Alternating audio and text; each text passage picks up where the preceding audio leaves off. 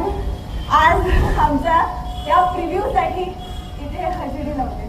आणि जसं आज आम्हाला इथे वेट लागलं होतं तसंच आय होप या सिरियलने अख्ख्या महाराष्ट्राला वेळ लागेल. चला भेटूया आतमध्ये. आम्ही काय राडा केलं तुम्हाला आतमध्ये दिसेलच आणि ते मग तुम्ही लोकांपर्यंत पोहोचवा जसं कायम पोहोचवता, कारण तुमच्याशिवाय आमची सिरियल लोकांपर्यंत पोहोचणार नाही. सो चला धन्यवाद सगळ्यांनी.